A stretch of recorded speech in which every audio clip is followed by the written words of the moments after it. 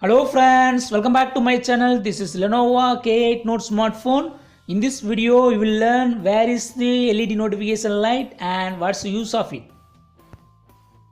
Go to settings and click on display. Now click on advanced and select light. See here all the settings. That is, if you have missed calls or if you have unread messages or if you have any emails, when your screen is off, the LED notification will be blinking.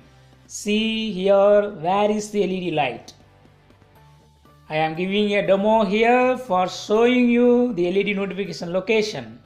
See here, I am giving a missed call from another number, and when the screen is off, the LED notification starts blinking. See here, the call is coming and I make it as a missed call and I put a lock.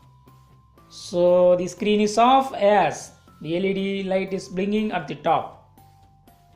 See there? And when I read the missed call, the light will be off. Now there is no indication.